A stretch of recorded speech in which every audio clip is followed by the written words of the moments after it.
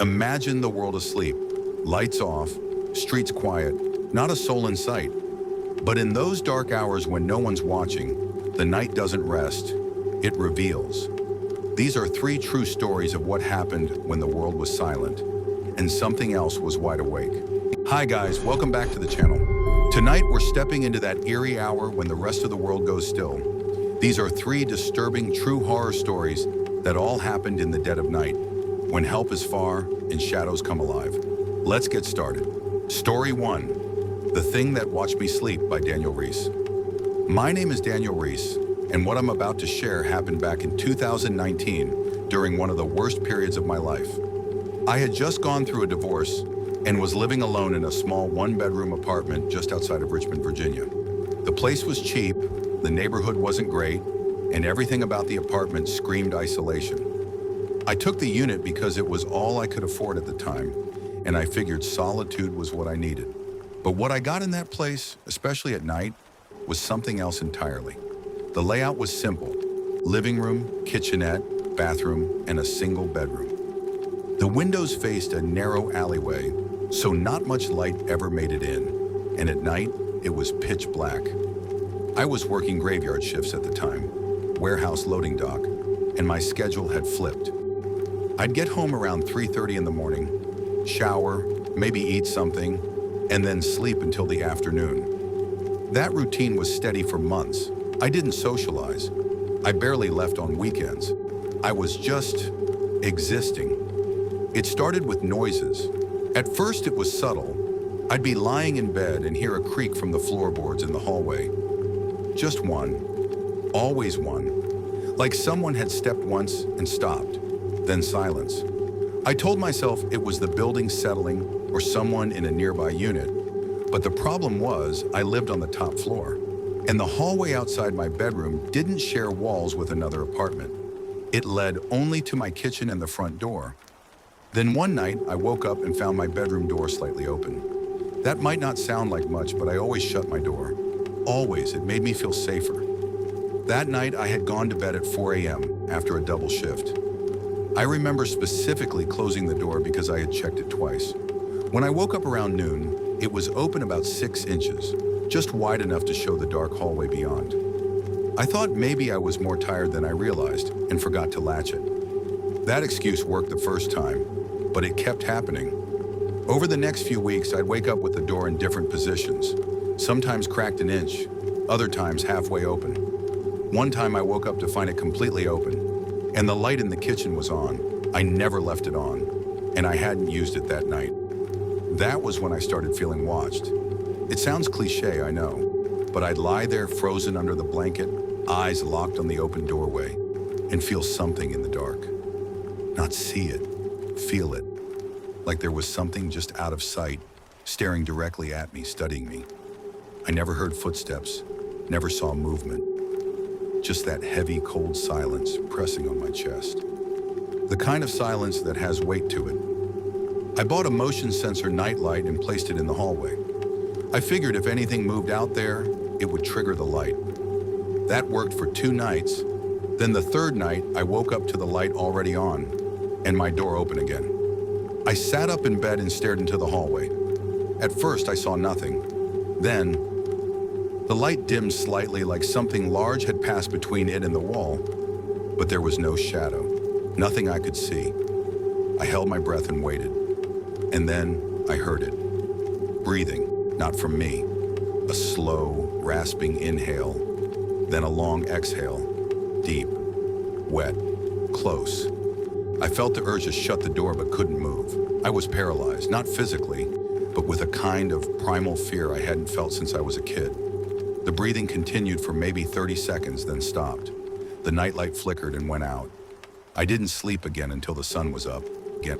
The next day I called maintenance and asked if someone could inspect my unit. They checked everything. Locks, seals, even the crawl space above the ceiling. Nothing, no signs of entry, no faulty electrical wiring. The guy even joked that I needed better sleep.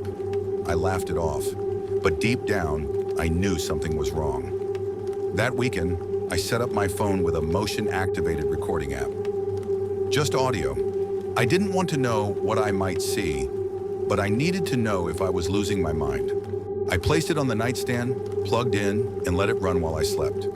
When I woke up, I checked the files. Most of it was silence. Background hums, the occasional toss or turn. But then I found a recording from around 3:47 a.m. It started with the sound of my bedroom door creaking open. Then, footsteps. Slow, deliberate, one at a time, on creaky floorboards. Then the breathing. The same heavy, wet sound I'd heard before. But this time there was something else. A voice. Low, whispering. I had to boost the volume to hear it. It said my name. Daniel. Twice, then silence. I sat on the floor with my back against the wall for almost an hour, trying not to vomit. I deleted the recording and didn't sleep at all that day. The next night, I barricaded the door with a chair and a heavy dresser. I didn't care if it looked insane. I just wanted to feel safe again. And for a few days, nothing happened. But then, the worst night came. I was asleep, or at least half asleep, when I woke up to a click. My bedroom lamp turned on. Not flickered, turned on. The switch was on the base. Not a timer. Not voice controlled. Not something that could just accidentally flip. I shot upright and looked around the room. The door was still shut, barricaded. But at the foot of my bed, something was there. It wasn't visible at first, just a distortion, like the air was warped, bent, as if heat waves were shimmering in place. Then it became clearer, tall, impossibly thin, with no face, just a vague outline of something humanoid, standing silently at the end of my bed. I couldn't scream, I couldn't move. It stood there for what felt like hours, watching. Then, it crouched, slowly, as if it were lowering itself to get closer. And then it vanished, gone. No movement, no sound, just gone. I moved out the next morning, didn't wait for the lease to end, didn't pack half my stuff. I left it all behind. I've never experienced anything like that again, but I still don't sleep with the door open. And every once in a while, around 3:45 a.m., I wake up for no reason at all. Like something remembers me. Story 2, The Woman in the Road by Alec Mercer. My name is Alec Mercer, and what happened to me on a cold December night in 2022 still haunts every late drive I take. I had just finished a long day at work in Pittsburgh and decided last minute to drive to my hometown in western Pennsylvania to spend a surprise weekend with my folks. I left around 11:30 p.m., fueled up on a stale gas station sandwich, a thermos of coffee, and a false sense of invincibility that comes from being overtired and trying to pretend you're not. I'd driven those back roads 100 times before, but never alone, and never that deep into the night. There's a difference between a road you know in daylight and what it becomes after midnight. About an hour into the drive, the GPS rerouted me due to construction, taking me off the main road and through a series of narrow, winding country lanes that looked more like hiking trails than roads. No signs, no streetlights, just the cold breath of winter fog rolling across the pavement and the eerie comfort of my headlights cutting the black. It was quiet, too quiet. You don't notice how loud a running engine is until it's the only thing anchoring you to reality. I turned the radio off around 1:30 a.m. to focus on the road, and that silence, it made everything worse. Around 2:45 a.m., I came around a curve lined by thick forest on both sides, and that's when I saw her. A woman standing just ahead on the shoulder of the road, facing away from me. At first I thought she was a lost hiker or someone stranded, but the closer I got, the more wrong it felt. She wasn't dressed for the cold. She wore a long, flowing white gown, something out of a different time, and her hair was long and tangled, hanging down her back like wet rope. Her arms were stiff at her sides, and she didn't flinch or react to my approaching headlights. She just stood there motionless, like a statue carved from ice. I slowed down and rolled to a near stop, just a few yards away. I cracked the window and called out, "Ma'am, are you okay? Do you need help?" My breath fogged up instantly. The air pouring in was unnaturally cold. Not just winter cold, but sharp and biting, like walking into a freezer with the door locked behind you. Still, she didn't respond, didn't turn her head. I could barely see her face from my angle, but there was something about her posture that made my skin crawl. Too rigid, too still. I hesitated, then stepped out of the car. The fog hung low and the sound of my boots on the gravel was the only thing grounding me. I slowly approached her, keeping my hands visible so she wouldn't be startled. "Ma'am, are you hurt? Did you get lost?" Still nothing. I was about 10 feet away when I stopped. That was close enough. The smell hit me then, sweet and rotten, like decaying flowers or something, left too long in the dirt. She turned, not like a person.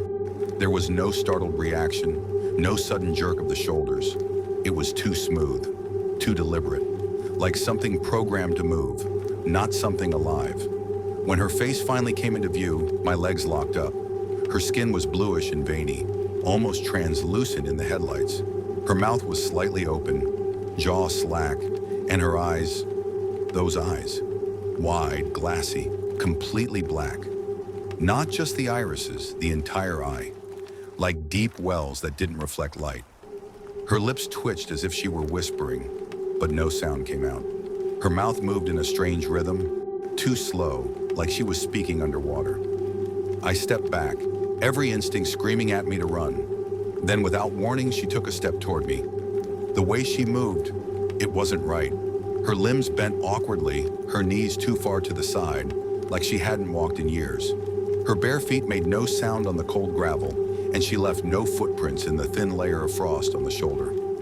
I took another step back, nearly stumbling, and that's when I saw it. There were no tracks behind her, nothing.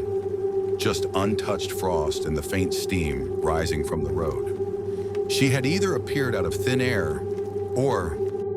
I sprinted to the car, heart in my throat, slammed the door, and threw it into drive. But as soon as I hit the gas, the dashboard lights flickered, then died. Headlights too. Everything shut off for a split second. Then it all came back. I glanced in the mirror, and she was directly behind the car. Not walking, not running, just there. Her hands were now raised slightly, palms open like she was about to press them against the back window. Her mouth was wide open now, and though I couldn't hear a thing, I could feel the scream. A pressure in my skull, like a deep hum that shook the inside of my head.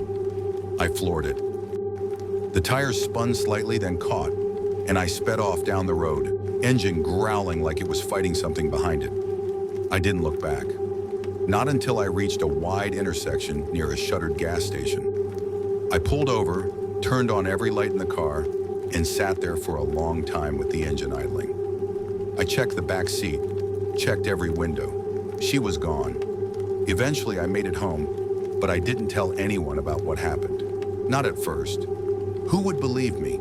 A ghostly woman on a frozen country road? No one wants to hear that story.